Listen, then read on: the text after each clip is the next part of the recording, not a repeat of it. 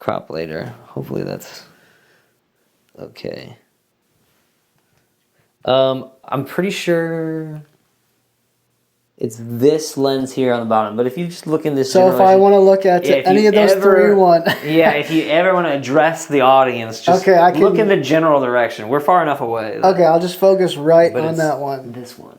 In case I really want to get a message across, I'll look right at that. Peer into the souls of my audience. This important information I have, I'm going to send it right there. All 1,000 of my subscribers on YouTube that probably only 20 actually tune into the podcast. But okay, well, all 20 of you. They are my 20 favorite people in the world, so... Good. I'm going to address them directly then. Anytime, I'm going to say it right there. The sacred 20. Yeah. Okay, cool. Welcome, everybody, to the iCough podcast. We're back for another delicious episode for you.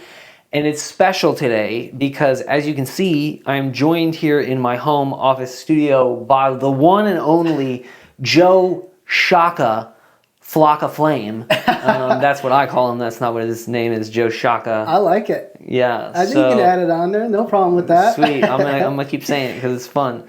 So, thanks for being here. Of course. Thanks for having me. This is fun. This is my first podcast. Nice. So I'm excited to get into it and talk about all life, the things. I guess. Yeah, right. Nice. Well, my first question for you, because we're just going to get right down into it, is actually a request from Amanda. This is what I was like, what do you want me to ask? Is there anything you want to know about Joe? Sure. And she's just like, how did he meet his wife? Okay. And the second follow-up question is, why did you fall in love? Or why do you think that you guys fell in love? So we're going to go personal right out of the gate. Okay. How did you meet your wife, Destiny? So this is funny because I'll tell you the story that we told our family. First, and then I'll tell you the truth. All 20 of you, you guys get the exclusive scoop on this. Juicy. I think some of my family still doesn't know, but so the story was, I ran into her at the coffee shop, Westport Cafe, in Westport. The filling station, or is it a different one? Westport Cafe. I think it's called Westport Cafe. It's right by Sunfresh. It's right over there. It's right across from Tom's garage. Okay, right sure. there. So essentially the story is like we bumped into each other at a coffee shop. She was working on some homework and then I asked for her number and it was like very like Hallmarky, very like, but it was still enough tied to reality enough to where it's like, okay, that's like somewhat believable. And then we went on our first date and the rest was history. But the real thing and the reason why we kind of kept it from our immediate family was because we ended up just meeting on Tinder. Oh, okay. We met on Tinder. So, but like, to people that aren't our age or like my parents and family, it's easier to go that route than explain like, yeah, we met on this dating app, and then you say Tinder, and then they're like, Tinder? I thought Tinder was only for, That's a hookup. Yeah, the hookup the hookup app. So, just recently, probably a couple months ago, it slipped out to my parents. So they still thought we met at the coffee shop and it was like a Hallmark, whatever. And it was actually a friend that was asked like, how do you know Destiny? How'd you guys, whatever. And it got brought up about relationships and they were asked how they met. And I think they were something along the lines of like, oh, similar to like Joe and Destiny. Like we met on Tinder and blah, blah, blah. And then you can kind of just see out of the corner of like my eye, like their faces like, I thought they met at a coffee shop type thing. Wait a minute. Yeah. So we essentially, we met on Tinder and we set up a time to meet up and we actually met at her apartment for the first time. We had like an informal date.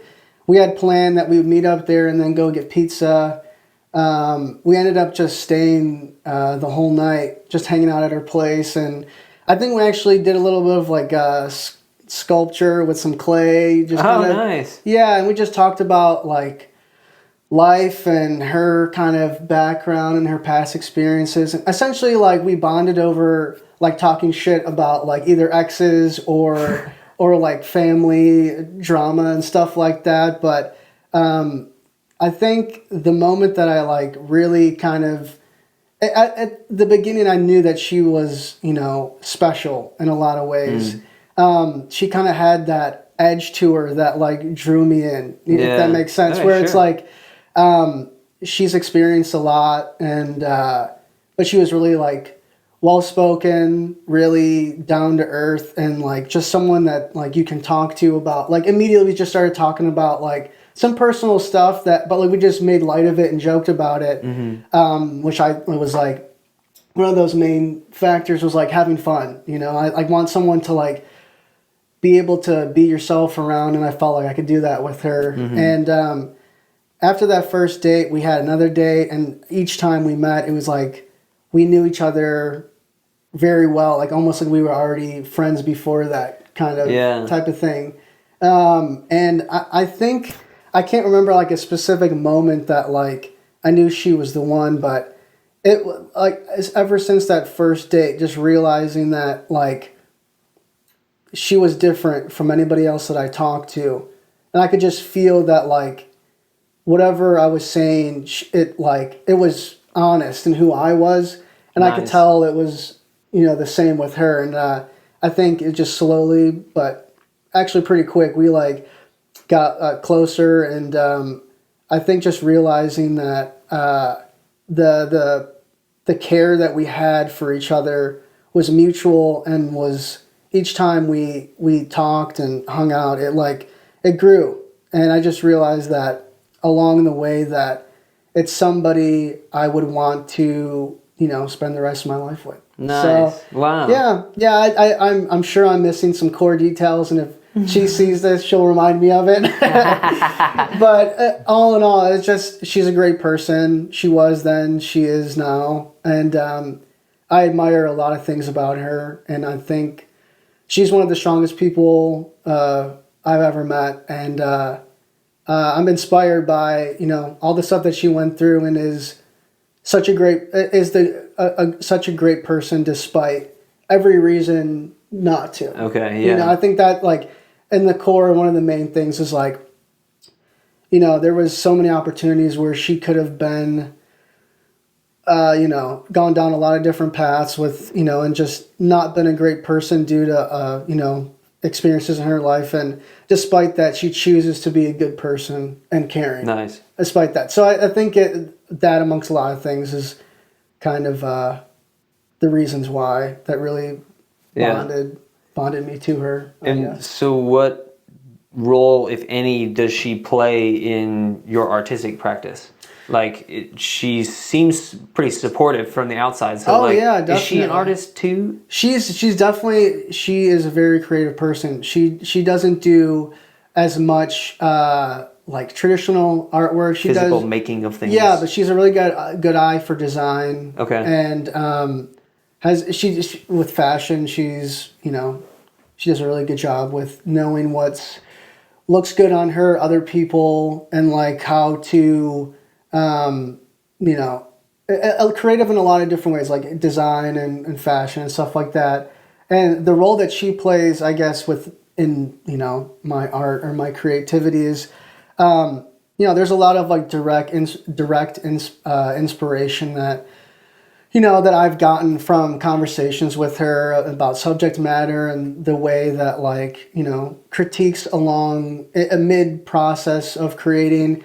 There's a lot of indirect ways as well where, maybe suggestions about maybe the subject matter that I know is important to me, but maybe I'm not recognizing in the moment. Yeah. But I think the main thing that a role that she plays in a creative relationship and a personal one as well is just having that person to like truly believe in you. Yeah, for sure. I think having that support system, my parents and family are very supportive about what I do. But when you're with someone that you're close in a very different way, in a very like intimate way, you're able to kind of bounce those ideas off of them, and they like in a genuine way, in a way that you don't have to really be with friends or family, if that makes sense. Where there's, there's artists, me, and then there's like friend artist, family artist, where it's like they ask me about my work and I'm able to like talk about it in a certain way that they'd understand, or like that they even care really about it. And then, you know, being with Destiny, I'm able to really kind of like explore these concepts of like, you know, a large body of my work was exploring like internal, like emotional and, you know, issues that I was facing, or I do constantly face, or anxiety and depression.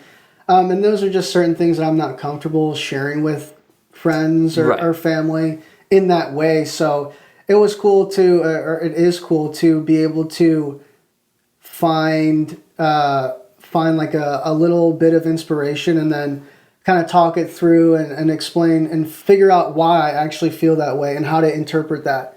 You know, it's a good, she's a good kind of, what is the word? Conductor for my creativity, where I'm able to feed raw emotions and like raw ideas, and then, you know, maybe extract what I'm truly trying to say through those conversations. You know, and it's not like I had this idea, what do you think? But there's a large portion of just talking about how I feel and getting those ideas, maybe not even in a direct way where I'm like, I'm feeling this way, how do I translate into my art? It's more like I'm feeling this way, like, you know, why, and then I'm able to figure out, maybe she asked me questions about why I feel this way and what's the motivator, or what's the issues that's causing these feelings, and then I'm able to, you know, give it a you know, digest that and translate that into my artwork in more of like in that sense. Is it kind of I'm being inspired by my work indirectly and directly. So she plays definitely a major role in that. I don't think that I'd be able to create in a certain freedom without having that integral person in my life. If that makes sense. Absolutely. I mean, I experienced that very similarly with Amanda. Just having that person there, almost as like a consistent reflection, like she like metaphorically just like holds a mirror up to myself, and like you said, like as I'm processing things in my own brain, she's then able to reflect of like, okay, I hear you and I get where you're going with this, but like this is actually what you usually are thinking, and like this is like whether or not it's in line with how I am typically acting, or maybe this particular circumstance is, you know, not lining up and doesn't make sense, and it's probably just something that's coming over me, or it's just a mood that I'm in and it's gonna pass, so that I should like not be too worried about it, and like knowing when to encourage me or to, you know, talk me off a ledge and be like, hey, let's zoom out real quick, because I know you're stressed, not trying to belittle that by any means, or tell you can't have those emotions, but like this might not be the only thing that's true, and maybe you should just be a little patient, and we'll get you through. And I think it's crucial to have that partner in your life, whether it's a romantic partner or just a set of really good friends, or you know, a mentor or something. But something about the romantic partner allows you to be the most vulnerable and cultivate that relationship, to have somebody to be a sounding board of whatever crazy ideas you have, or just the emotions you're going through, in order to actualize your goals. And another thing about, you know, monogamy and just committing to a partner and deciding like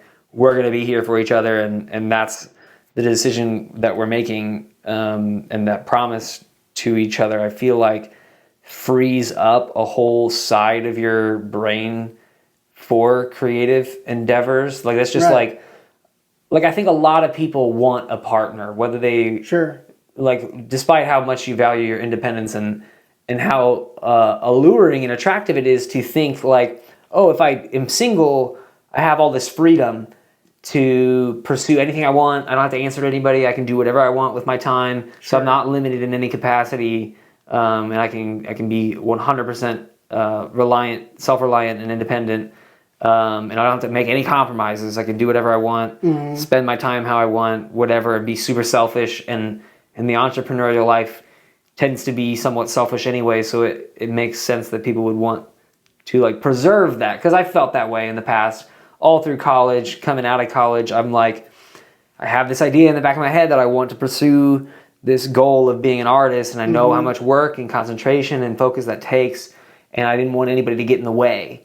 Sure. But I thought, like, eventually, like, that's pretty limiting, and I eventually opened myself up to the possibility of, you know, meeting my match, my partner, and like, it happened in a really good time, and then I met Amanda, and she was checking all my boxes, and I got intentional about it first, of like, okay, I do want a partner, because I want that balance in my life, particularly a female in my life, to balance my energy, and just give me a totally different perspective to reflect on certain things in life. So, but I found, since kind of just like committing myself to, like, long before even proposing to her, because we're engaged now, so we're not married like you yet, but I've, in my mind, been committed to her for years now. Sure. Like, pretty much since, like, even a year into dating, Right.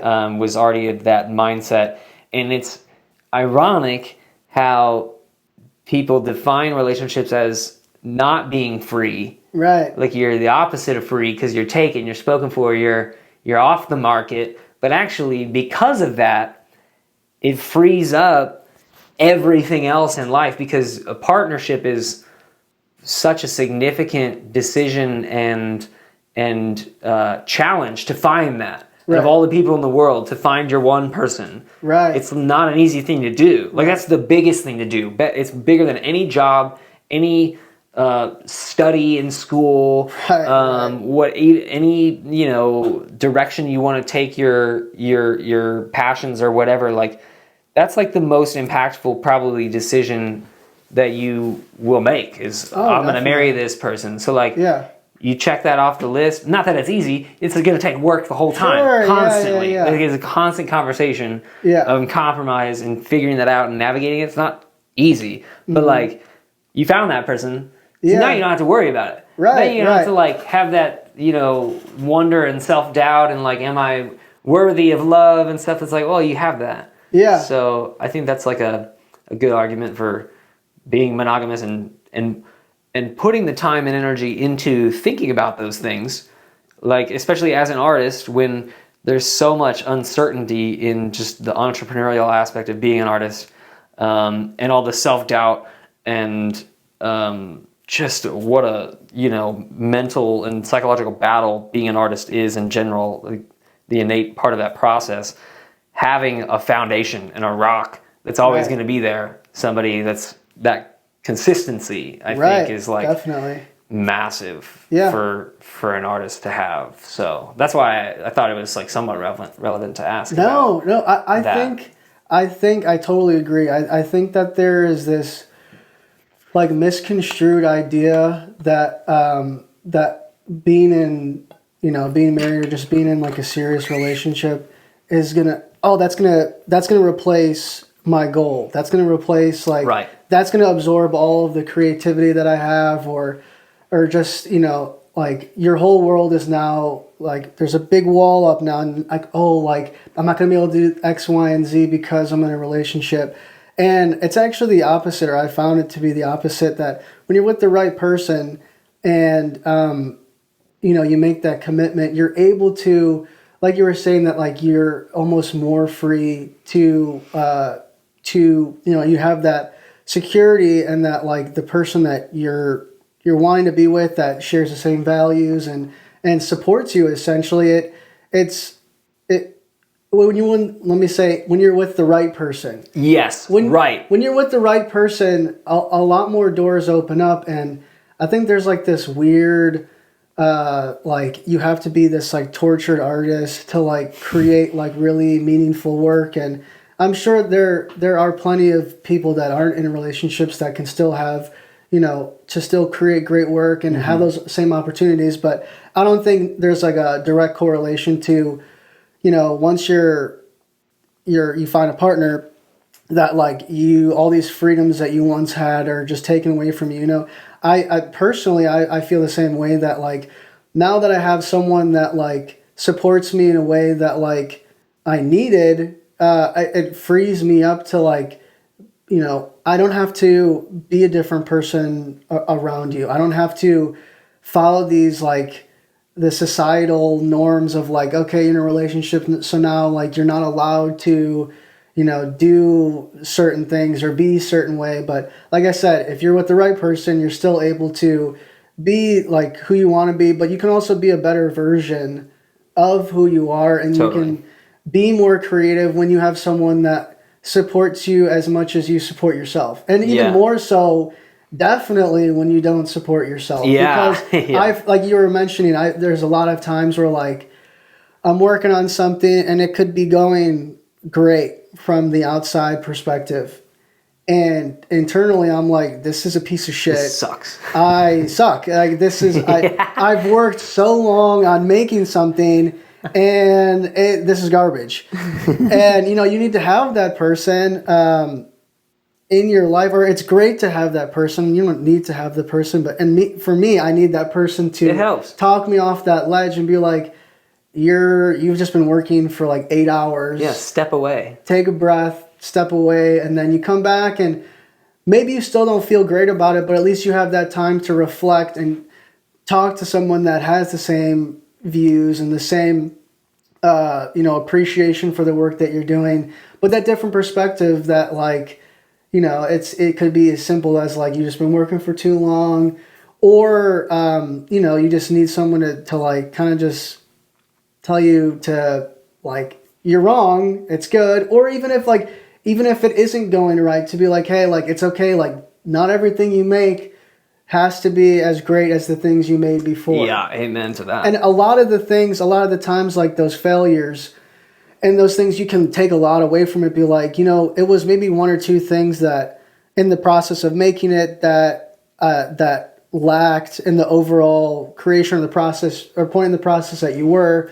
And you're able to step back and be like, okay, maybe this wasn't as great as I wanted it to be, but there's these certain elements or aspects of the work that I do like, and if I just tweaked it in the future, then a different outcome, and that's how you essentially grow as a human being. Right. It's just like a cultivation of failures and successes that like push you forward. But usually you, at least in my like own personal life, a lot of the failures that, or at least perceived failures, pushed me in a direction that I didn't think I needed to go in or wanted to go in, or knew that wasn't even a direction to go into. So having those people in your life, and you know, I'm very lucky to have found someone that is a huge supporter of my work and is able to kind of rein me in and give me that perspective that I need to grow as an artist, and even more so as a person. Because you know, I without, you know,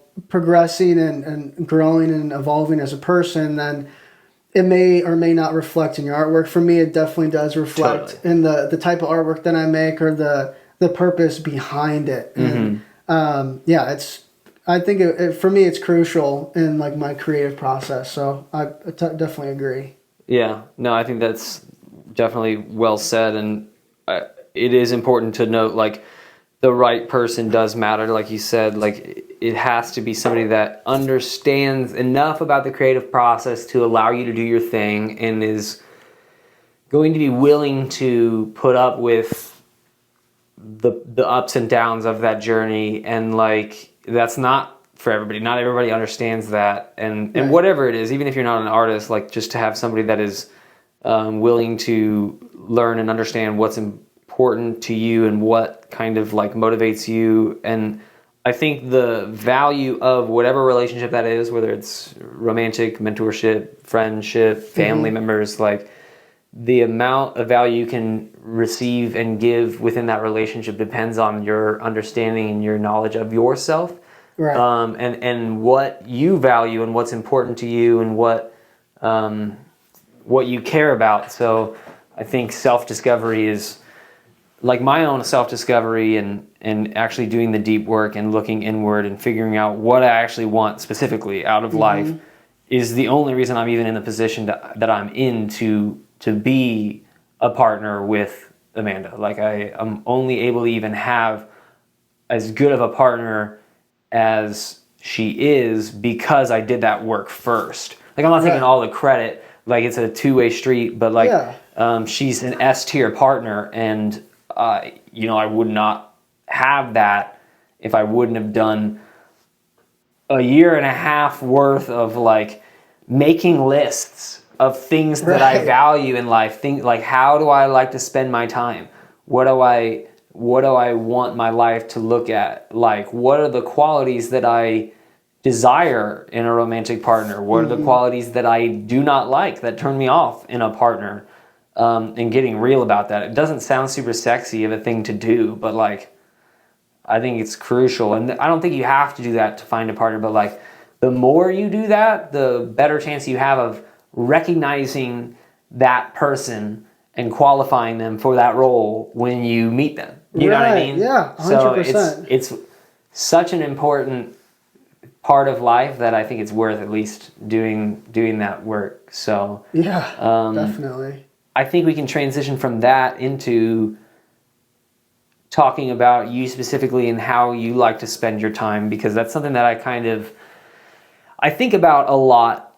As an entrepreneur, I've been pretty much on my own since 2019, off and on. Like I've had some part-time jobs, as you know, painting houses and selling paint, but just trying to find the balance of how I need to be spending my time, what has the best return, like what actions have the best return, and what is the most fulfilling for me, and just like ripping myself out of that like 9 to 5 cycle, and like every day creating a curriculum for myself of like what I should be doing with my time. So I like to ask people, how do you spend the hours of your day? I don't know if you watch any of my YouTube videos, but recently I did a day in the life of an artist. Oh, cool. It was a video that took more time than any other video I've ever done. And it's got a whole 100 views. Thank you to the people who watched. I didn't expect it to get any views because it's not like a clickbaity thing at all. Like it's just like very much an art piece of a video. But I basically just started from the moment I wake up to the moment I go to bed. Cool. On average, what a day looks like. It's not like the perfect day. It's not what every day looks like, because every day is a little bit different. But I really, since then, have been thinking about like, I wonder how other artists like spend their actual time. Because you say I'm an artist, even if you're, whether you're full-time artist or not, or however much money you make or how hard you work or whatever, I feel like there's a lot of variance. Like you have 24 hours in a day. You're awake for 16 of those hours, give or take. How do you spend those 16 hours? Like I'm not expecting a full audit of you to know exactly how you spend, but like what is like when do you wake up? What's your like your sleep pattern like? Is it consistent? Do you have a routine? Are you a routine person? You know what? I think I like a routine in a lot of aspects of my life, and then I like freedom in other aspects. Okay, spontaneity, a little room for improvisation. Yeah, I think in my personal life, I definitely have a very specific like way that at least I shoot for every day. There's like a rough outline. Like I like to wake up and I take my dog for a walk, and it's about a half an hour every day in the morning. And that time I usually listen to music and just essentially kind of just wake up and start my day in a way that at least promotes some sort of like, sense of like, okay, I'm going to have a good day regardless of whatever, Meditation almost. Yeah. Honestly, since I got my dog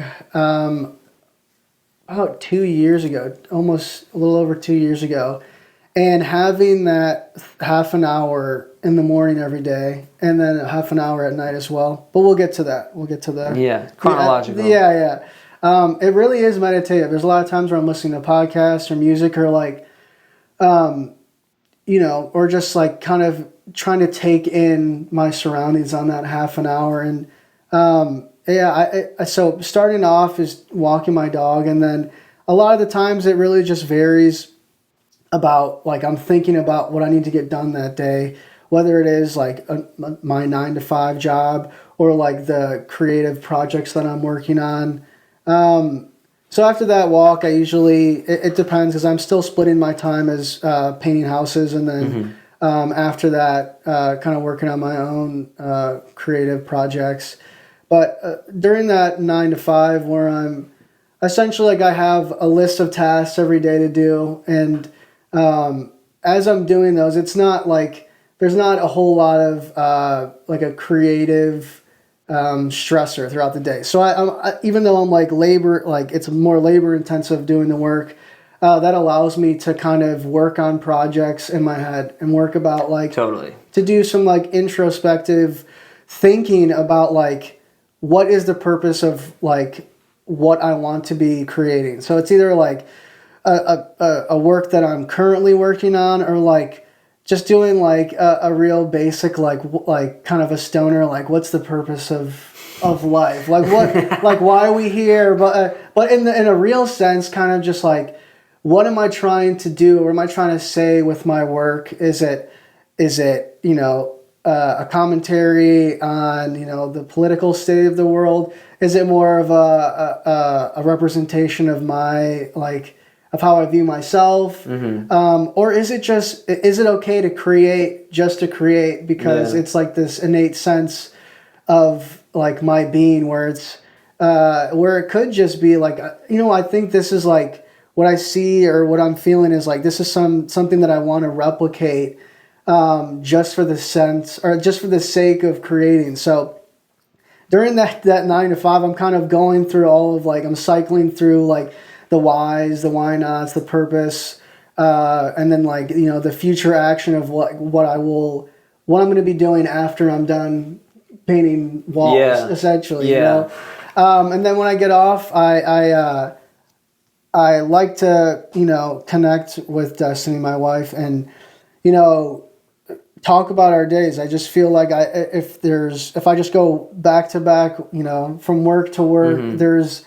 and there's a lot of times where I feel like I need to do that, right? And like going back to the conversation of having that partner, she's there to be like, hey, like an hour of your day, like you need to disconnect from work and stress. So I like to spend time, talk about our days, and either cook something or go grab a bite to eat, and then take my dog for a walk, and then I have that 30 minutes again to kind of jump back into that,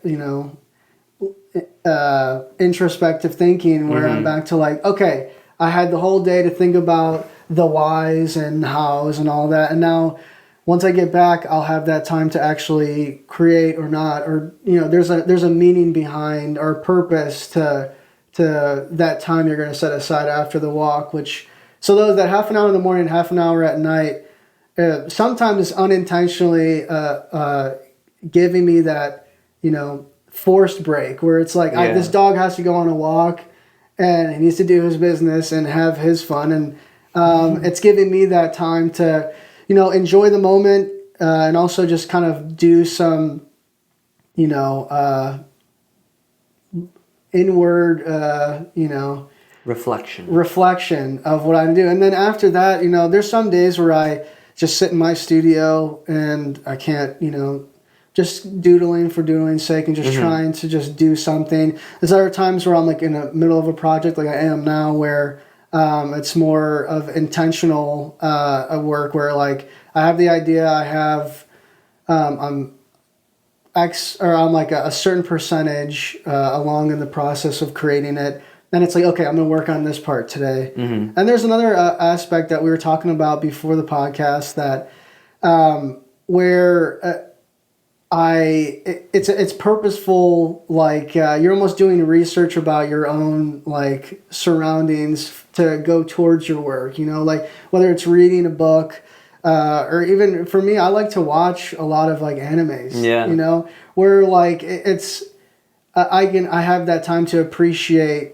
a different form of art or a different form of creativity or that will in turn kind of give me inspiration to do my own work. There's also a lot of other like creative avenues that I like to like jump to that will in turn give me that creative freedom, like whether it's playing music, playing guitar, or Oh, okay. I really like to like do woodworking, and not in like the sense of like I'm building a birdhouse, but like we have a couple of cats, and they needed to have like some shelves for the wall to jump around. So like Nice. I like working with my hands. I think that is also in itself is like a creative act where I'm like Totally. creating in the sense of like there was something before that's different than what it is now after I worked with it, and I think that gives me that creative outlet, but also lends me to be like, okay, I'm I did something that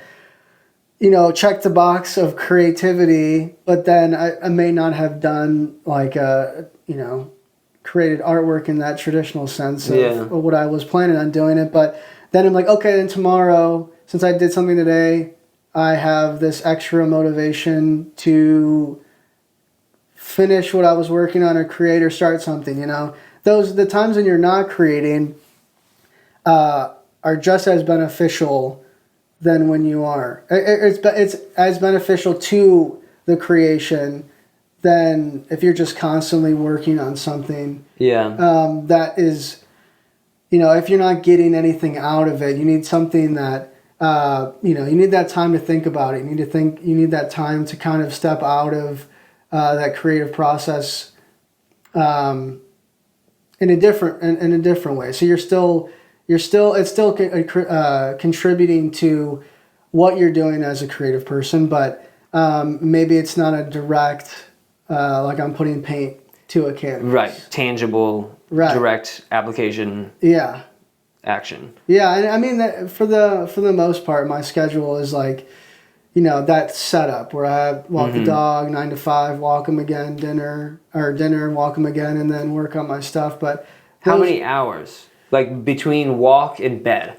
So assuming bed is the next thing after the... Yeah, I would probably say when it's very intentional, I'm like working currently on a project, it could be anywhere from 6 o'clock to 9 o'clock or 6 to 11. It really just varies as where I'm at in like that process of creating. I think I definitely spend a lot more time when I'm kind of in the zone where you're just you're in the flow state, you're creating, you're getting somewhere that you like, or you're getting somewhere where you're going to like what you're making, and those hours, they're longer days than or longer nights than other nights, but that's like mostly for the weekdays. On the weekends, I feel like I have a lot more freedom to have wake up, breakfast, walk the dog. Like I like having those things even when it's not during the week, to kind of give me that time to meditate and self-reflect. Yeah. But then it is nice to be like, I have 2 extra days where if I solely want to create something or do something intentionally that will benefit in my artwork, I'm able to just kind of do whatever I want in that sense. So I think having a balance for me, at least, having some things scheduled, whether it be intentionally or unintentionally, at the end of the day adds to my creative process. Sometimes there's things I don't really want to be doing that are part of that schedule, but I try to set aside time at least every night to do something that is creatively fulfilling. Okay. If that makes sense. Yeah, no, totally. I think that's... there's a big spectrum of where artists can fall on how they spend their time. It's the reason why I like asking that question is because, some people it's not hard. Like Amanda will literally come home from working all day and get straight to work on something and do it until she goes to bed. Right. Without even thinking about it. Yeah. Like, it's not every day, but it's like a lot of times she does that. And like for me, I have to like really kind of like amp myself up. Like I have to kind of plan. Like if I don't plan on painting, like say I'm going to work on a painting just for fun, for me, it's like something I thought of doing and I'm just going to execute and take that action of sitting down, painting on a canvas, to completion, whatever, I have to like schedule that into my day. Like in the morning, I have to be like, okay, tonight after dinner, I'm going to sit down and paint. Right.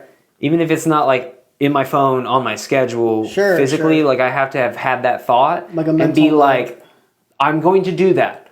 Future Alex is going to be doing that thing, and I have to have had that thought in order to do it. Right. Rare is it that it's 6 p.m. and I have 3 hours of free time, and I'm like, what could I do now? Then I'm like, oh, I'm going to get creative and start a creative endeavor. It's like almost never that happens because I just have so much resistance. I don't know if it's just like I'm just lazy.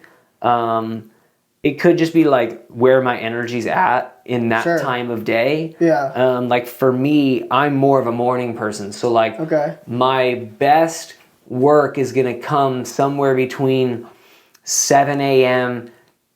and 1 p.m. Yeah. Like 2 p.m. and on, I have to have momentum in order to be productive with the rest of my day. Like it's really hard for me to start a project unless I plan ahead. Unless I'm like, okay, I'm going to have a window of time between 2 and 4, and that's really the only time I have to paint, and I want to paint today, so I'm going to do it. Then I can do that. Like it's in my schedule, and I can do it. And like there's ways to motivate myself that I can get it done. But if I am relying on the raw, I don't like even know. Like this drive. Like like regardless of how my day went, I cannot wait to get home to do that. It doesn't happen like that for me for some reason. Like I don't know if it's truly that I'm lazy and reluctant and just want to be passive, which isn't true either. Like I don't like doing nothing. Like I have to be stimulated by something. So like it's not that I just really am longing to prop my feet up and not do shit, because like I can really only do that for an hour or two before I'm like restless and like, what am I doing with my life? And just like spiral into self-loathing and questioning my existence. So I'm like, I got to do something. But I don't know. I think there's definitely elements of like perfectionism and expectations of myself whenever I sit down to paint. Like identifying as an artist, like I have this expectation of myself, like that things that I make need to serve a purpose or be meaningful or like be certain quality.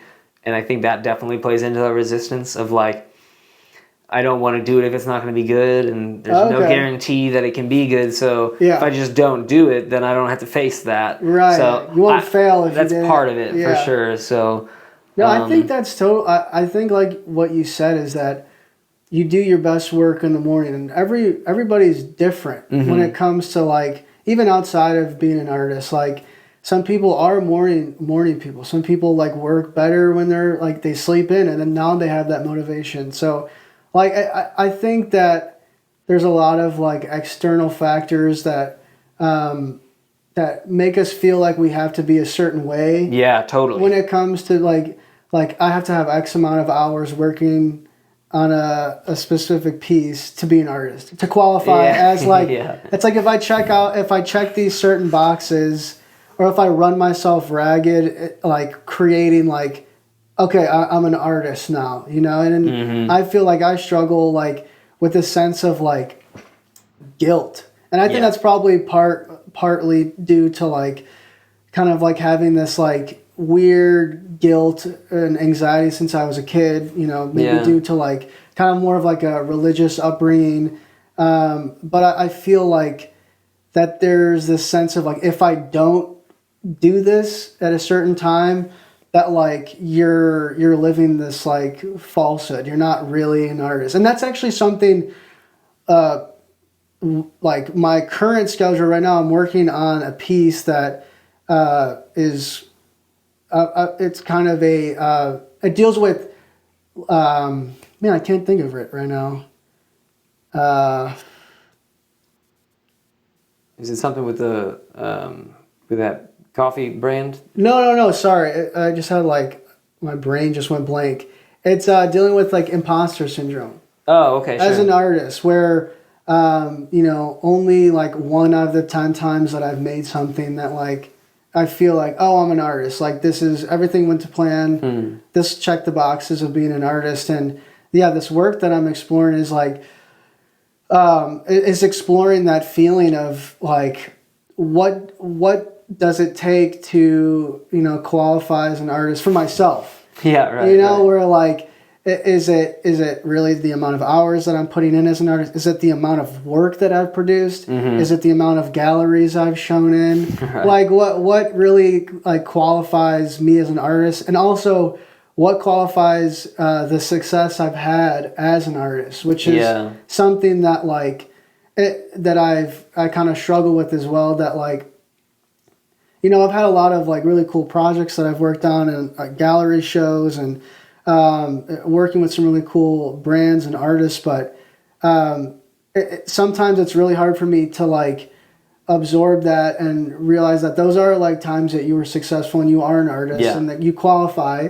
But just this internal like where I'm kind of just beating myself up, and I'm like testing, this innate sense of like, you have to be doing this. Otherwise, that like you're living as an imposter. Yeah. Type situation, which is like, I know I can step out of myself and be like, no, like that's just something that you're struggling with, like internally and mentally. But like, it's really hard, as we were talking about earlier, it's hard to like live that. It's easy to say and recognize, but it's like, well, yeah, I mean, those people I qualify them as artists, qualify you as an artist. Yeah. Even though that at the end of the day, it's really up to the individual themselves to like, to make that qualification. But it's so hard, at least for me, to recognize that regardless of how many, even if you just thought about creating, that is still like, you are a creator. You are a creative person. You're an artist. Yeah, right. But it's hard to make that about yourself. It's hard to like make that judgment. So that's something I'm kind of struggling with and exploring currently. So yeah. I mean, I share that sentiment for sure, because I think there's a balance, because there is utility in whatever that emotion is. It can be a motivator, like whatever that thought is of like, I need to meet these requirements to feel like an artist. Like, that's not fake. That's not coming from nowhere. It's just what words you use when you're talking to yourself, and if you're telling the whole truth, because you can isolate a moment and be like, I'm a piece of shit artist because I haven't been creating lately, or I didn't create today, or this piece of art that I'm currently working on isn't that good. Right. That doesn't define your whole career as an artist. It doesn't define you as a person either. Mm-hmm.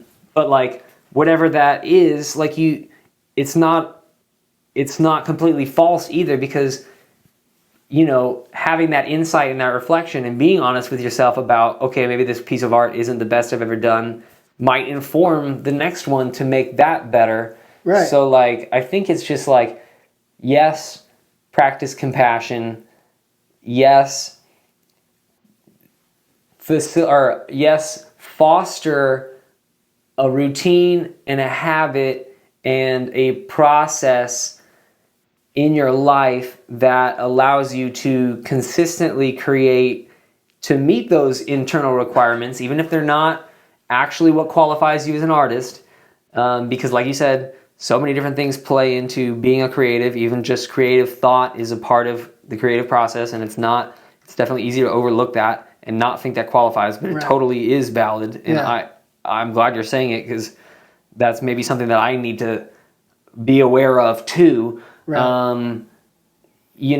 Having that consistent practice so that you have proof for yourself that you have done the work and that you have taken actions that an artist would take. You've done the creative act, and building enough of that so that you can have that confidence in the times of doubt. Right. And I'm not sitting here saying that I know what the formula is and I know how to get around that, because like literally, I think maybe 5 podcast episodes ago, I did imposter syndrome was the topic. Oh, really? So I was talking about it, because I mean, I don't think it's exclusive to anywhere on the ladder of success, if it can even be described as such, in the art journey. Mm-hmm. Like, I hear it from the highest level artists. Oh, really? And like the very beginning artists too, like no matter what you've achieved in your life, like imposter syndrome comes for us all. It's like an inevitable thing. Yeah. So like that's reassuring to know that like, you know, we're not special when we think that. We're not alone. It's just part of the human experience, and like it comes and goes. I mean, there's times that you do succeed and have a win, and you feel like King Kong and you want to beat your chest and you're like, fuck yeah, I can do this. Right. Like you wouldn't be doing it if you didn't have at least some experience like that, even if it's just like as simple as like kindergarten art class, somebody saying, oh, that's cool. Like that's all it takes. But like you gotta bank those, and I don't know, there is something to be said about creating for creating's sake. Like when you're working on a project that isn't specifically for any specific commission or project externally, or a part of your greater whole mission as an artist, whatever. Like if you're working on a body of work, like even if it's just like a one-off thing, you could say it's like busy work, like just doodling even. Sure. There's value to that because you're just building that muscle. You're telling your body and your mind and your soul, like, hey, I'm here, I'm showing up, I'm doing this thing, I'm at least sitting down and putting myself in the position to be creative, even if nothing comes of it. Yeah. So I think there's definitely value to it. And I do think that that's like partly a tool that you can use to not avoid imposter syndrome, but to remedy it in some way, is to just have those consistent, like for me, the first thing I do in the morning is I come and I sit right here and I draw in that sketchbook there, that green sketchbook. Have you seen some of those shorts that I make? Yeah. So it's like double dipping. Like no matter what, first thing in the morning, I spend 10 minutes just drawing whatever the fuck. It's usually a face because it's just like that's my default. Right, I'm gonna draw a face. I like drawing eyes. I like drawing noses and mouths. And it's pretty redundant. Like if you look at that sketchbook, there's a lot of images that are like very similar formulas of like circle, circle, triangle. But then no matter what I do the rest of the day, I had created something. Sure. And like, you know, I'm not saying that everybody needs to do that or that is even satisfactory. Like I probably should even do more most of the time if I'm full time putting all of my energy into this entrepreneurial art lifestyle, which I am. But at least bare minimum, my baseline is doing that. And then on top of that, I do a time lapse. So I have a little piece of content to put out there in the void and, you know, maybe gain some following and attract some attention and give people something to look at and think about and maybe be curious about. And like, I don't know, maybe out of those 200 pages of that sketchbook, there's 10 decent drawings that I could turn into paintings, or that might inspire or inform. So like maybe I created a shape or I drew lips in a certain way that I could use in the future. And I don't know, I've already felt, or I've already experienced the rewards of that habit and that process. So it's definitely motivating to continue doing that or having something like that. So, I mean, it seems as if like, you know, just the act of creating, that's like, it seems like that's a good tool to like help you solidify the idea of like, you know, like you said, like an accomplishment. And like I did that, I like, you know, I can go about the other things I need to get done, but having that as like a tool to, you know, mentally feel like, okay, I did what I, you know, planned to do. It was creating something. But even that, like, out of those 200 faces, like, you know, even one of those can lead to, any one of them can lead to an opportunity to think of something you didn't before. Or like it's an opportunity. It creates this, like you're almost forcing yourself to create opportunities to be, you know, uncomfortable. Maybe one of the days that like, you're like, this is fucking, I do not want to draw another face in this book. So you're like every other day. Yeah, so you're drawing something and you're like, I don't really want to do it that way, and you're doing something different, and that leads to like, oh shit, like I was uncomfortable because doing this, and that uncomfortability, I kind of forced myself into it. That created something. You know, that's not like direct formula where you have to do that, but like, that is a great tool to like, help you or help anybody to like give yourself you're like generating your own opportunities for growth, which is totally. So yeah, I definitely, there was a time where I was full time with my artwork, and that's when I came up with my like pieces series where every day I like, even if I didn't want to, I had this general concept, and I would just create them. And I created like 17, full pieces after maybe a month of work, right? But like, there's a few of them that like, whatever. It wasn't like my favorite, but I was able to like, each one that I did was, was generated off of that one concept that like I stumbled upon from just creating, and one thing led to another, and I was able to build something that I felt like, going back to that idea of like imposter syndrome, where like, I'm an artist, like this is baller. This is exactly what I did the formula, and I'm an artist now, right? I was still an artist before that, and I'm going to be an artist till I die. Yeah. But like, I think that is definitely a good tool that like maybe I should get back into trying, where I'm kind of, right now I have that time allotted at the end of the day to create. But I think getting back to an uncomfortable, not like something that's like I'm dragging myself to do, but like having that uncomfortability could definitely be beneficial. And looking back, that was a tool that was beneficial for me to a certain extent. I think that I can also get exhausted from doing something. It puts me in a different state where I'm creating for the wrong reasons, and it's almost detrimental. But I think there's a good happy medium in there that is definitely worth exploring or going back to doing. So yeah, I think that's great. That, and I see them on Instagram a lot, and I'm just like it does motivate me. I'm like that. Like I'm sure that doing that is every single day, regardless. If you eat ice cream every single day, you're gonna get bored of ice cream. Yeah, for sure. Like and it's not that like, I'm not saying you feel that way in any way, but like, having that schedule to do that and be uncomfortable some days, or being tired, like uncomfortable in the sense of like, I don't necessarily want to be doing this. But it is good to kind of find that happy medium where it's like low effort.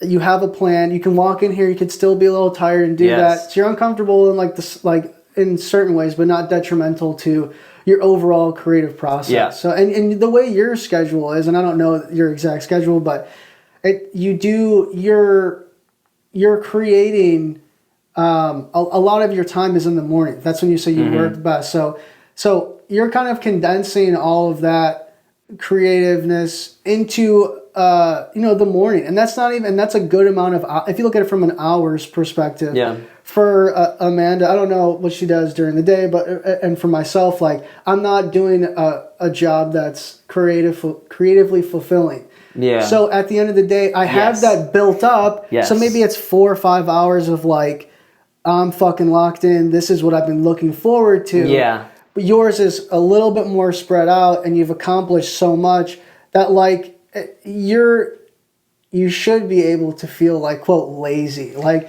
it's not even being lazy. It's like letting your body recover after like, if you're doing sprints in the morning, you're not going to go like do long distance at night because you feel like you didn't run enough. Like it's a different format of the creative process. Yeah. So like, and like I said, it's so easy for me to sit here and say that to other people. It's a lot harder to like recognize that as yourself. But like, you are, regardless of like, the whole idea of what I'm working on now is like,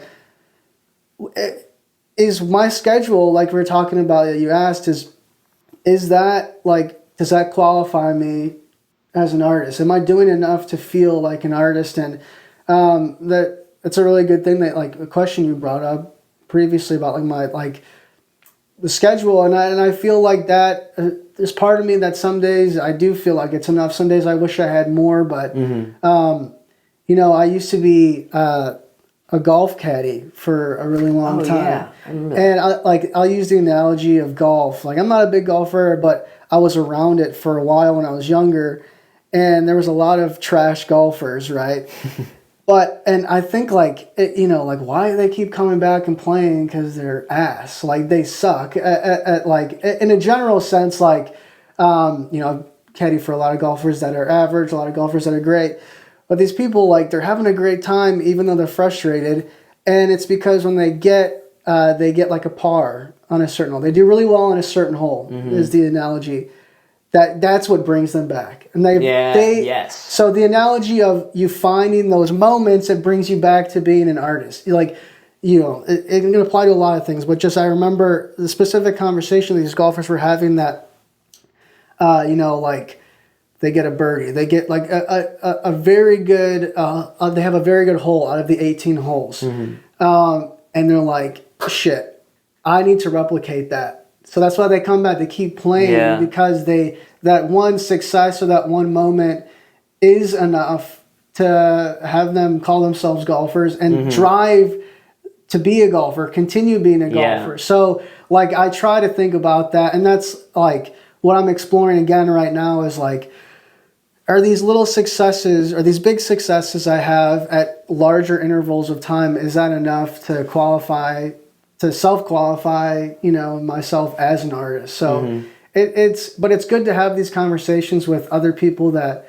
are like-minded and are still in that process of, and it seems like from the people you've talked to that like, you're always trying to find that balance and trying to find that like identity, even if you're the most like successful artist from an outsider's perspective, maybe that's not enough for you, or you don't view that as enough. So it's more of like, it's a balance of like exploring that, finding personal reasons as to why you are good enough. Yeah. Or like, and that can apply to a lot of things outside of being an artist, but in this sense, like that's like what I struggle with, and it seems that a lot of other creatives and artists, deal with and have struggle with. So, yeah, I think it is something almost every artist deals with, like regardless of where you're at, and maybe you reach certain like plateaus in your career that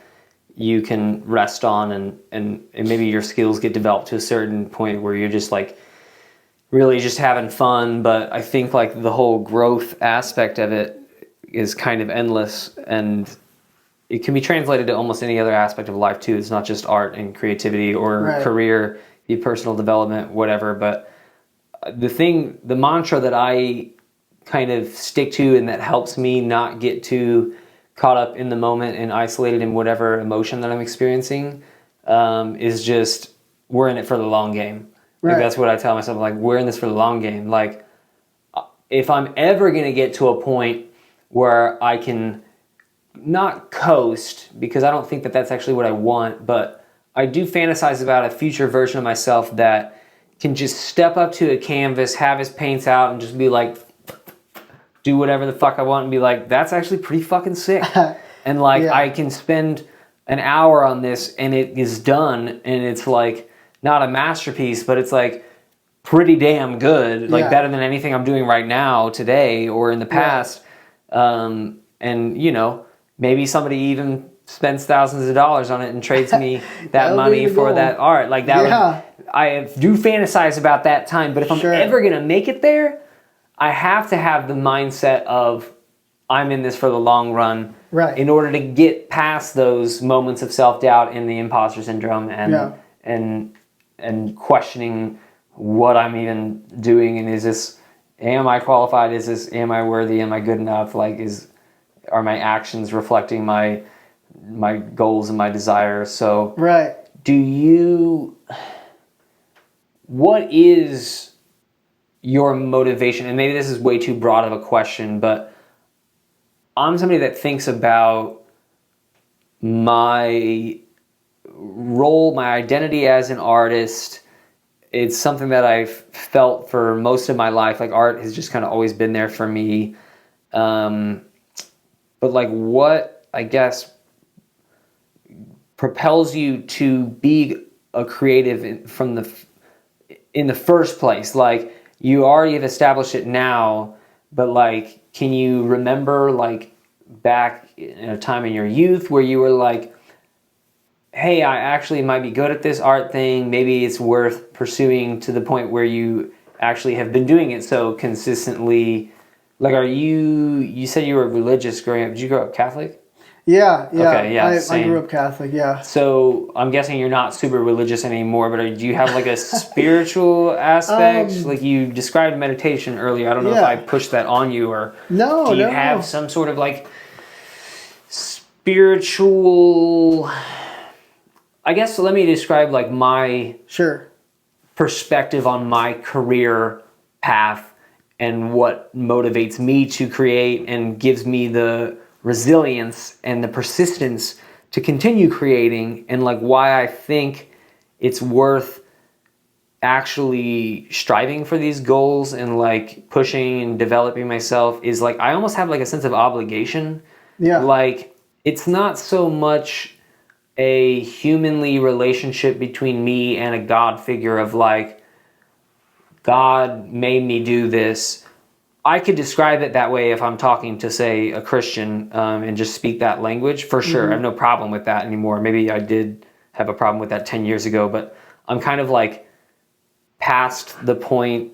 I've kind of reconciled with the church. Like whatever got me butthurt from Catholicism that I left the church. Hopefully not in the literal sense. Yeah, not in the literal sense. I was not one of those victims. But I do use that terminology somewhat intentionally because I have a fucked up sense of humor, and I think it is kind of funny. Yeah. So thank you for picking up on that. Because it is something that I do describe people that have stepped away from the church because of whatever, personal issues they've had, and like, totally valid. Like I literally experienced them myself. Like the church is not always the best.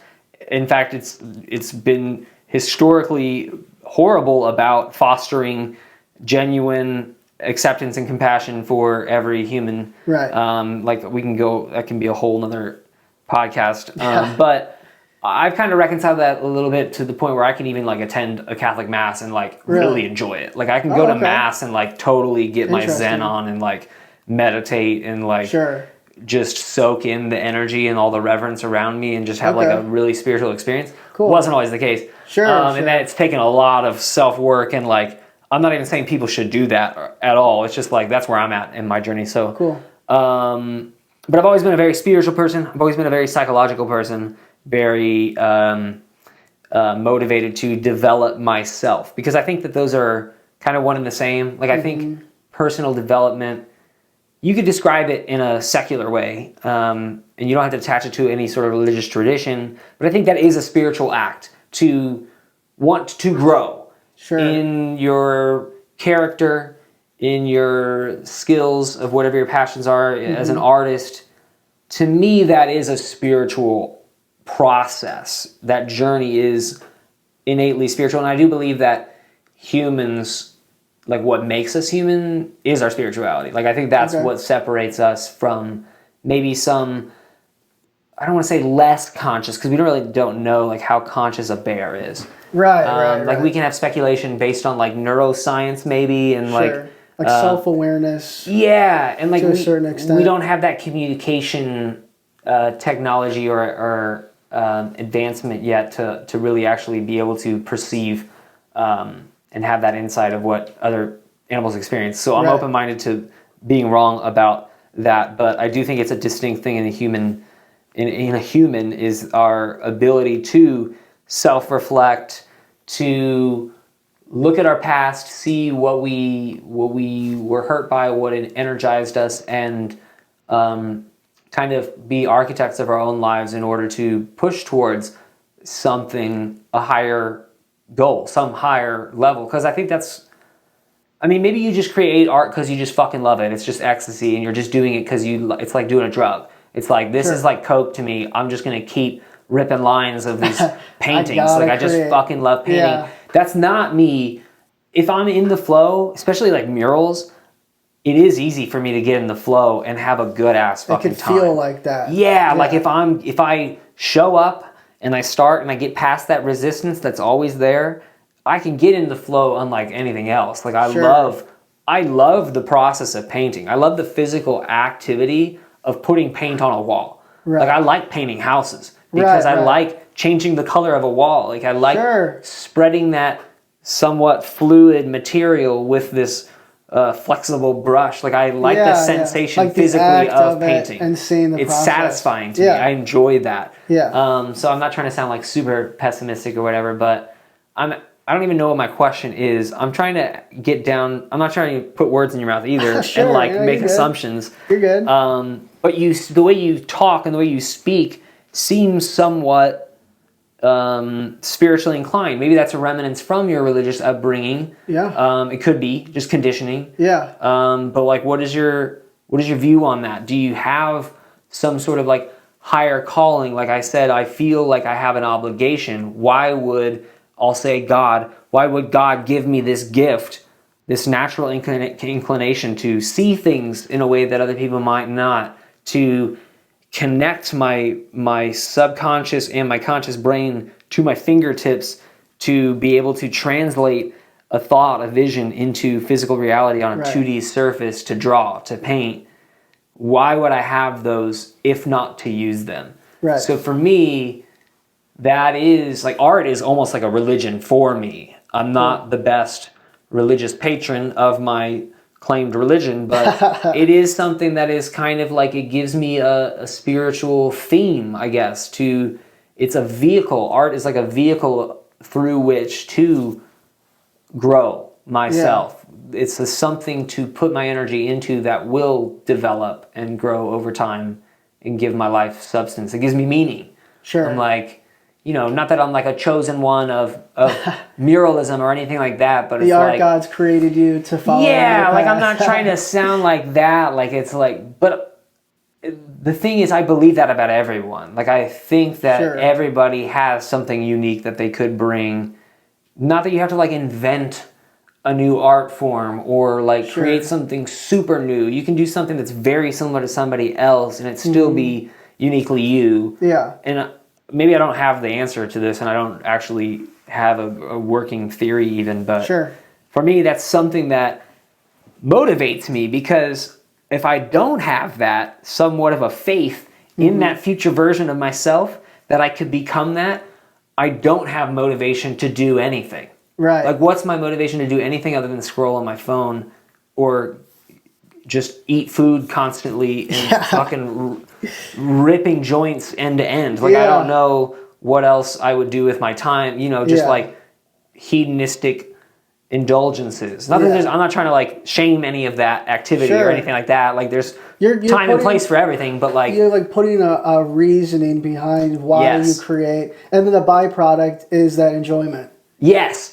So like okay, gotcha. It's like a cycle almost. Yeah. So I had to figure that out, and it took me being in a full-time job, working overtime, being shipped across the country and throughout the Caribbean with my previous job, and just like giving all of my time and energy to a company while making money and learning and experiencing life too. Right. But like just absolutely whoring my body out to this job and not creating, to realize, this is not fulfilling my purpose. Right. It's, a means to an end. It's allowing me to save some money and make connections and learn some stuff, but ultimately I'm not pursuing what I'm here to do. Still don't really know what I'm here to do 100%. I'm figuring that out, and things could change.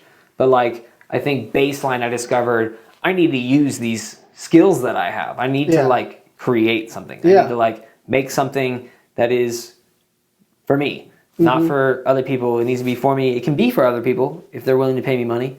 But I don't know. Having that understanding almost kind of like was a rebirth in my mind. Like it was almost when I started living as this person that I am now. Cool. And I think will just continue to evolve throughout my life. But that's why for me, art, creativity, and spirituality are like one and the same. They're like synonymous for me. Okay, yeah. So that's like something that I have found meaning, whether I'm creating that or whether it's divine and it's put into me. I don't know. I'm not going to make that argument. I don't really care.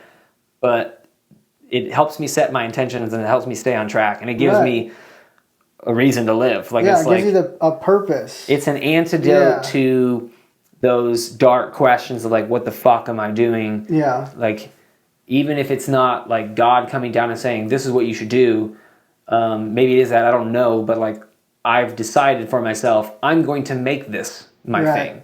Right. Like, I'm going to decide that this is what I'm putting my energy into, this is what I'm going to develop myself through. And so art has now become super beautiful to me. Like, it's not just a hobby, it's not just a way to make money, it's like I identify with it on the level of my soul. So like, that motivates me to keep doing it over time. Maybe not motivating me every minute of every day to do it, because I clearly don't. It's obvious that I'm not always motivated, but it's like a baseline. It's a foundation. Right. Yeah. I think that's fair. Yeah. And you're speaking to more of like a longevity of your like that creative drive. Yes. It's like a beginning and an end, and then everything else in between just has to stay in that line somehow. Yeah. You know what I mean? I can do other things. I can go play music, like you said. Yeah. Or I can just relax and socialize. Like, I mean, even this conversation is a creative act. Sure. We are collaborating on thoughts, and we're exchanging those thoughts through communication and language, and that's an art form. Like, in our heads, we have to translate thoughts into words that will effectively communicate what those thoughts are, so that we can share. Yeah. And that's creative. Yeah. And I think there's a place for that. Yeah. Like, I don't think that maybe you leave here and you're like, that was a waste of fucking time. But like, probably, like, I feel like I already know, like, I'm going to leave, you're going to leave, and I'm going to be like, that was well worth our time. Like, I feel 100%. I feel fulfilled creatively just having had that conversation, talking about creativity. Yeah. No, like, going back to, you know, like, one of the first questions is, like, you're, you know, curious as what role does, like, Destiny, like our partner, play in your creativity. And like, in this situation right now, like, talking to someone that I don't have, there isn't a lot of people in my like immediate life that I can talk to about art and creativity in this way. So it's very, very beneficial. And that, like, this is like really important for my growth as like, just as a person, being able to communicate my thoughts to someone that like knows how to digest that. Yeah. And like has a similar feeling, or maybe like an opposing feeling, but like can interpret that in a way that like makes sense to me, you know? Speaking the same language. Like, we speak the same, at least understanding, like talking about like art process and like, we, or even just like the imposter syndrome, like understanding that not everybody experience, like if you're not somebody that's engaged in a creative or entrepreneurial endeavor, then you might not experience that on a conscious level. You might still experience it in some ways, but like, it's hard to talk to my friends that just have, I don't want to say just, like, day jobs are not fine because they're like, they don't define you as a well, I mean, they just, I don't want to like degrade that and say that it's lesser. Obviously, I prefer to work for myself and be my own boss, and not have to follow somebody else's schedule. But like, I find myself, we were talking about it before, like I find myself kind of longing for that structure externally, so that I can rest from the entrepreneurial drive and discipline. Like, it sounds really awesome to be like, you were just describing how you can go to work and not have the pressure of organizing your day and holding yourself accountable to tasks getting done. You have a tasks list made for you, and you just complete those. And then, like, not to say it's not hard, it could be physically challenging, mentally challenging, whatever, but like, you must get like a break of that spiritual fucking gusto and might and just like willpower. I think that's what it is for me. Willpower. My tank for my willpower is like, I've been like peaking at like a quarter tank. It's been like hovering around a quarter tank in between empty most days, because it's just been like, you know, I'll work, if I had jobs lined up, I'll work 7 days a week and bust my ass until my body gives out.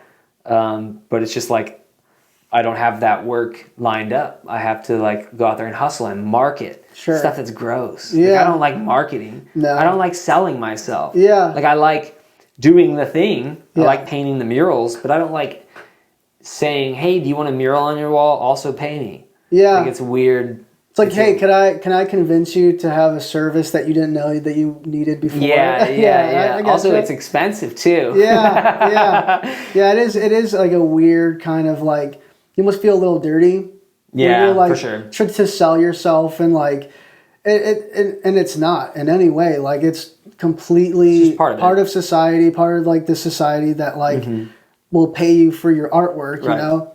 But there is like an aspect to it that like, now I get that it is exhausting. It is nice to like have that time to shut your brain off, to where you're not having to like sell yourself or think about how you're going to sell yourself, but solely focus on like, after I'm done with this, I do A and B, and I like, then I'm done. I get to go like let it all out, create, and worry about the entrepreneurial stuff and the marketing and all that. And a designated time to where it's like, okay, I have to go to bed at this point so that I have time to do the, you know, it kind of gives you that like, that time to, like meditate, or like that's like detach from the connection of entrepreneur, artist, marketer, all in one, where you're just, if you're going, like you can only do something so much for so long before like physically your body's going to reject that, and mentally you're getting exhausted, emotionally you have your willpower starts to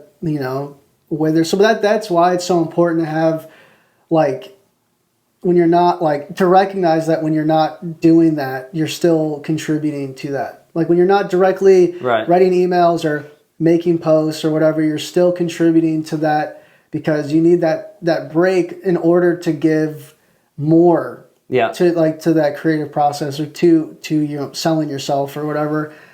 So but it is definitely a difficult balance to find in between that. So it is good to have that spirituality or some sort of purpose that is giving reason to why you're doing that. So and for me, it's not to answer the question that I don't even know. Like I know what you were asking, right? Something about like, do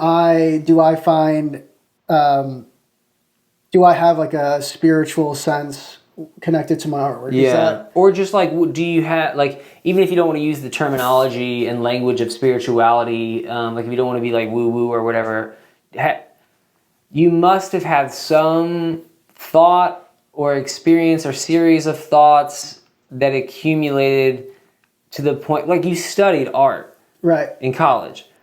You took art classes in high school. Like I don't know where it began for you, or if you saw like signs or serendipities in your life that led you down that path. Because that doesn't just come. I mean, maybe you just like arbitrarily picked. You like had your eyes closed and threw a dart at a wall of college majors, and you're like, I guess I'm studying art. That would be a horrible misfortune if that was how it would be. Like, fuck, I didn't luck out there. It would also be like, what I'm doing is completely meaningless. And I'm just following like some arbitrary goal that I just randomly picked. And why would you pick one such as art that is so ambiguous and ethereal and intangible? You know what I mean? Like, why not pick dentistry if you're going to be arbitrary about it? I cut the piece of wood to this length, and then I can construct a house, which is awesome. You know, but I think, what's like? Do you have? I don't know if there's like a defining moment in your life, or just like, what is that drive? Like, where does that come from? Have you thought about it? I think that there's a lot of different aspects of the drive. I think like, if I were to go back just to like where I started feeling like this is something I want to pursue, is probably it's probably as basic as watching cartoons as like a young kid. Oh, okay. And like not just watching, but then like figuring out that a human being did that, like created this character, created something on a 2D plane that like my eyes were interested in. As rudimentary as that sounds, like just seeing that, but like, wow, someone did that. I want to try doing that. And I did it, and it wasn't terrible. You know, at least, unless everyone up until now has been gaslighting me. Yeah. Which also, part of me does think that, where I'm just like, you just like me, and you're saying that this is like good, but then at the end of the day, you go home, you're like, that's trash. Like you aren't like, this guy sucks. Probably not true. But hopefully, fingers crossed. But as basic as that was, like, I did it, and I enjoyed the act of creating something. Like, and so I started off just drawing cartoons. Like, watched a lot of SpongeBob when I was a kid, a lot of Cartoon Network, and Ed and Eddie. Ed and Eddie. I liked. I thought the Teen Titans were like super cool, like dark, edgy comic book. You know, and then like just like this silliness and like the caricature of how someone interpreted a human being. Now this is like, I didn't think that when I was 8 or 7 or 8, but I can look back and like that's something that I recognize now. But I can look back and be like, oh wow, that's a characteristic of cartoons, or that. And then my whole goal when I was a kid, my dream job, these were my 4 dream jobs. Okay. One was being a garbage man. Really? I wanted to be a garbage man. I don't know why. I wanted to be a dog catcher. Oh my God. Because I was afraid of dogs at a time.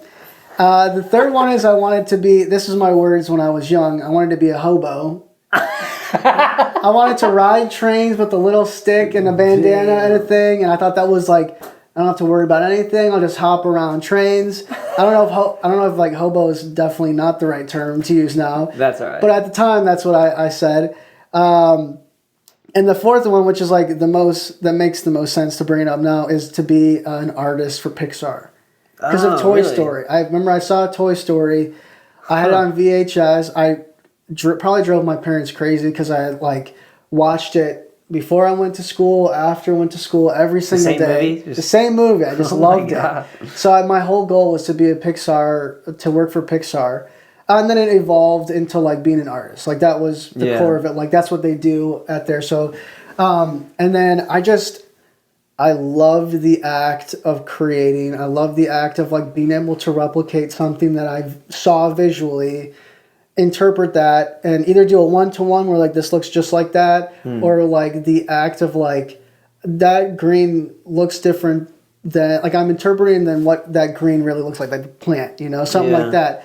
So that like at the core of it is just like the act of creating is something that like is what drives me. Like I get fulfillment of like being able to express myself, if it's like at a very shallow reasoning where it's like I just think it's cool. Yeah. Or a lot deeper level where I'm more introspective and I'm like, how do I interpret these feelings that I'm having on this through this medium in a way that people can recognize, and it's different and it's not a one-to-one. It's more of like I'm trying to figure out a way of really being specific but general, all in the same, you know, in the same regard.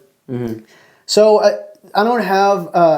wouldn't necessarily say that I have like a spiritual connection to my artwork in that sense, and like similar to yours, but I do recognize that it is like the act of creating is like a spiritual act. It is like a form of, you know, I'm going to sit down, I'm going to allot this time to do some introspective work and give it meaning or give it purpose or fulfilling in some sort of way. I think growing up in like a Catholic household, I thought the ideals, I was just having this conversation yesterday, that the ideals and what you were taught as a kid in Catholic school was like, is something that like I still strive for now. It's like Jesus was nice to everybody. He took care of lepers, prostitutes, all of these things, like people that society casted away, he was kind to. And, you know, somewhere along the way, the application of that, what I learned is way different as an adult, and their interpretation of people that follow that religion as to what I, you know, thought it was. Yeah. You know, so I definitely have like parted away or split away from, religion or spirituality in that aspect. And I think that there's a lot of people that are religious and spiritual that can apply it and do apply it in a way that is beneficial for themselves and for others. And I think just the application of it, specifically Christianity or Catholicism, is at least in modern day, there's a lot of misrepresentation of the things that I learned versus how they're applied today. Yeah. And it's just I don't believe that is something that I would be able to follow. Yeah. Wholeheartedly. I think that there's core takeaways from that be kind to people, be accepting of everybody regardless of gender, race, ideology, even if it's someone that doesn't agree with, your beliefs, just the general, be a good person. And there's a lot of things I took away from that I still hold today that I don't, go to church. I don't follow the commandments in which they were set, in the way that they're applied. But I think it's the drive for me to create is it's just a way of experiencing life, and that it is in a spiritual feeling that I'm able to I need to find a way to express myself outside of words, or I need to get these things out, and then I'd feel a little bit of fulfillment. It gives me I'm this never ending goal that I don't even know what the goal is, and so I'm still on that journey. Maybe I will identify with a more of a spiritual act. I just at this point in time I can't, since I don't know for sure, I can't say for sure. And that's and that's more of a rigid sense of I can't believe in something if I don't see it. It's not like that necessarily. It's more of I want to strive to be a good person. I want to be able to experience life through my artwork. And that is what gives me purpose. And I think being able to improve my skills, just a basic of I'm better at this than I was before is a draw. Being able to just have this medium to be expressive that's the best way for me to experience or explain my experience, Yeah. So it's a tough question because I don't know. I don't have, in this point in time, it's hard to believe, or it's hard to know what's going to happen, so I'm just going to keep on doing what I know. That's interesting because that's kind of the definition of faith. Okay. You just defined faith of I'm going to do something even if I don't know the outcome. Sure. Because I have this feeling of that, whether I should do it or just I have some sort of impulse to do it or desire. Yeah. And I'm not trying to push that on you again, I'm at all. I'm actually pretty open-minded, and that's why I asked the question, because I want to know how people think about it. Sure. And I certainly don't have a concrete way of thinking about it either. And it's all just kind of definitions of terms too, when you get down to it, of what actually does the word spirituality mean, and I describe it as such, and other people might describe it as another way. But from my perspective and looking at you and seeing the way you talk, it seems like you are a person to have faith because you're doing the thing. You have, even if you don't know what the ultimate goal is, you're aiming upward. Yeah. Compared to where you're at now. You're aiming at something higher than where you're currently at. And to me, that is, I want that for everybody.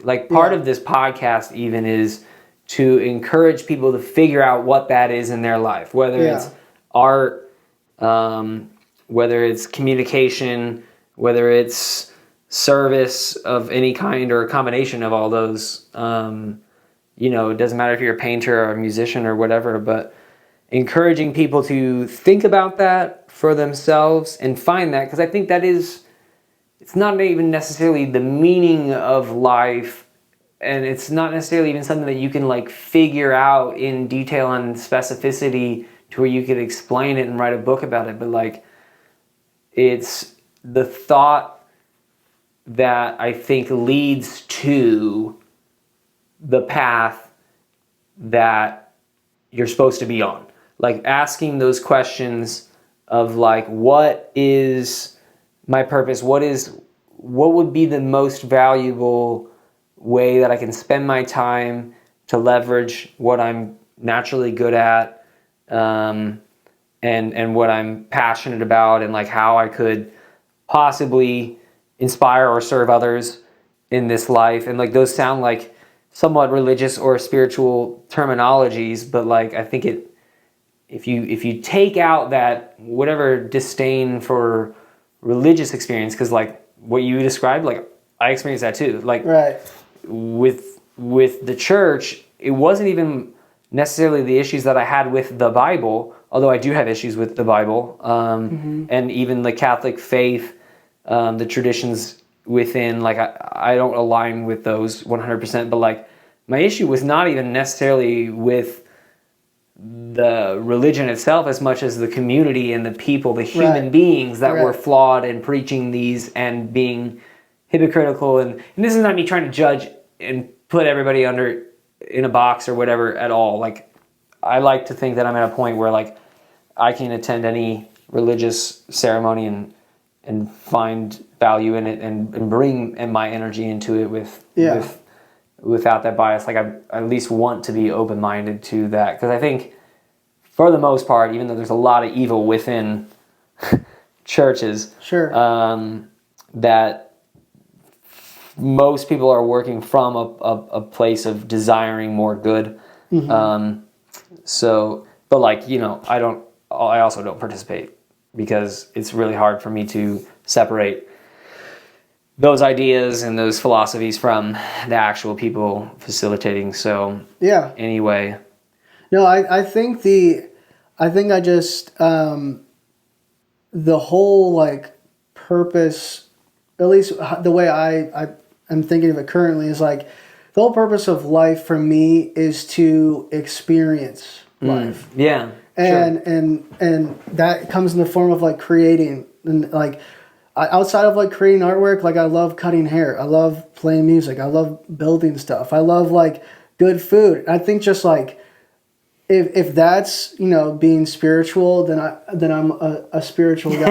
You know? You're a monk, but baby. like, and if I die and I get to go to a place that's the best time forever, that's cool. Yeah. Like I'm not gonna be like, that sounds bad. Yeah. But I don't care so much about that stuff. yeah, I just feel I don't need to prove that. right. I don't need to like claim either one way or the other. Like you said, experience life, live your life. We're here now. That's for certain. Yeah, exactly. So like, how can you maximize that, or at least I don't know.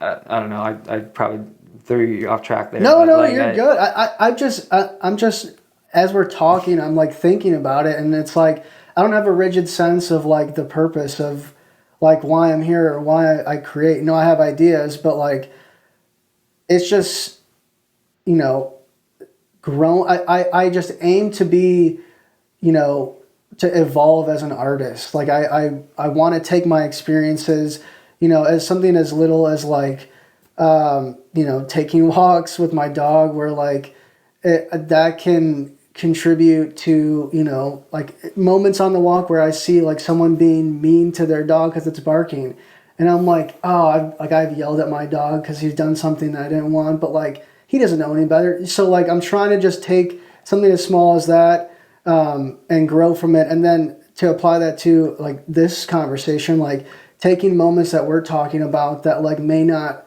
be a direct correlation to like my growth as an artist, but like the growth as a person that adds to being like to push my artwork forward. And like I struggle with like, you know, where I need to be at a different place, or like I need to be better, and like I should be here, and literally all of it is relative to what's going on. Like 5 years ago, I wish that I was at where I'm at now, but for some reason now I wish that like I was 5 years ahead. And I think part of it is there's a healthy amount of like drive you can take away from that. But there's also a lot of the times it's like an unhealthy way of thinking where it's okay to like, or at least I tell myself it's okay to like just be and just create. Yeah. And then things that you can draw meaning from anything really, and, and it's kind of like your application, like you were saying about how you've gone to church or religious gatherings, and you're applying your spirituality to that experience, and you're taking away. So it's your viewpoint on the situation that you're benefiting from. You're benefiting from your interpretation of what's going on. And I think that like I'm definitely don't have the answer for anything. Let alone like. The purpose of why I'm here, but I know that I get fulfillment and purpose and enjoyment, sometimes like sadness, and sometimes like I'm getting all of those emotions from creating, so I want to keep doing that. Yeah. If that makes sense. Totally. Everything you said just makes sense, and I really appreciate that you keep touching on that fact of even when you're not actively creating something, like it's those in-between moments that could inform those things. And even if it's not directly applicable to something that you would tangibly create, it's playing into your human experience, which informs you about who you are, how the world is. And I think that is, in general, part of what life is about, is like, why are we here? I don't know if it matters, but we are here, so let's be here and experience it. Right. All the goods, the bads, whatever, everything in between, and finding ways to engage with that present moment and applying meaning to them, even if they seem meaningless, even if they're not super relevant and clear, associated to whatever your actual functional goal is or functional mission is, if being a muralist or whatever. But sure, like I think everything could matter, everything could tie in and could be meaning, and I think that's kind of the beauty of life. Like there, if you're looking for it, you can find something. Yeah. So I think in general you have a fantastic perspective that I don't think everybody has. I think they have the capacity for it. Sure. But I don't think people think about it, or at least not in my experience. Like I do come across people that do, but like there are certainly people that wouldn't even really be comfortable having this conversation. Yeah. And questioning those deep thoughts, because I mean, you could spiral down into some darkness, and everything's meaningless. Yeah. Since I don't have an answer. Exactly. Yes. Then it's like you start going into, and like what's the point? Yeah. Why not just indulge in hedonist pleasures and like and I think that there's like I definitely like I keep on saying this, like it's so easy to talk about it and say it, and what my goal in the future is to believe what I'm saying. What I mean? Yes. Like my goal is to get to a point in life where like I can make something that I'm not 100% like doesn't check every box, but I can be like, it's okay to do that, and I'm happy with it. And I can like this enlightened being where like I can appreciate the failures as much as I do the successes. Yeah. Because I can recognize the benefit for both of them, but the application of that is something that like will probably take me forever. Maybe I'll never get to that. But my goal is that I want to be at a point in my life where I can recognize that a little bit more than I did yesterday or the year before. Just like a progressive, and I don't know, like that is kind of as far as like as simple as I can make it, and as like far along as I've gotten in my like reasoning for it all. So I'm just trying to be that guy in however many years it takes, but just a little bit better than I was yesterday. So that's fantastic. I think that's an amazing goal to have, and I think that you're on the right track. Hopefully. I think we could probably talk for another like 8 hours, but I'm not even sure if my phone Oh, no still worries. has battery. It is, thank God. Okay, all 20 of you are still able you're to see still it. here. If you've been watching all 1 hour and 45 minutes of this, Oh, really? you're a gem. Wow, Yeah. we appreciate you guys. So, before we go, just give me like a really quick elevator pitch of like what's going on in your life now, like what projects you're currently working on or that are on your horizon. I have no idea when I'm going to post this. Hopefully in the next week or two. It'll probably be, early November. So what could you possibly, this is your chance to like plug All right. what you could be doing for those 20 viewers that may want to find you. Like, where can they find you? Yeah. What do you have to look forward to? Yeah, so in the near future? So you can find me. I have a website. It's josephsciacca.com. If you don't know how to spell Sciacca, which most of you guys definitely don't, it's Sciacca, and you can also find me on Instagram, Facebook, for those older viewers out there, and TikTok at Joe Sciacca with 3 J's. At Joe Sciacca. Joe Sciacca. Joe Sciacca. Yeah, and what you can look forward to is, like I mentioned earlier, I'm working on a project about that kind of the exploration of the imposter syndrome, where it has ties to previous work of mine, kind of that figurative work. But it's more of if I can explain it in like the way of like a stand-up comedian. Right now I'm at the process where I'm bringing up my notebook to the comedy stage and just trying new jokes. Okay. If that makes sense. Sure. Where I'm like, I'm using... Workshopping. I'm workshopping, yeah. But this work that I have is going to be an exploration of that. And where I'm at right now, I'm really liking it. So hopefully when this comes out, that piece will be out as well. And also, hopefully to see, I'd like to see myself in some more galleries or work on some more projects. But yeah, definitely check out my Instagram and my website. A lot of it's for sale. I do a lot of commission-based projects as well. So, yeah, thanks for having me. Hit them up. Just enough time for Christmas. Get those commissions in. 100%. I do. Nice. I sell a lot of prints of my work as well. So feel free to reach out. On your website? You have a shop? I have it. I don't have a shop on my website, but you can definitely email me. My phone number's on there. Text me through Instagram. A lot of people contact me through like Instagram or social media. There's a lot of ways of contacting me, so please do. And yeah, I would love to share some of my artwork with you guys. So hell yeah. Awesome. Yeah, well, thank you so much for coming over. This has been fantastic. We'll have to do it again. Yeah, I would love to come back and do it again. Nice. Awesome. That's a wrap, folks. Joe Sciacca.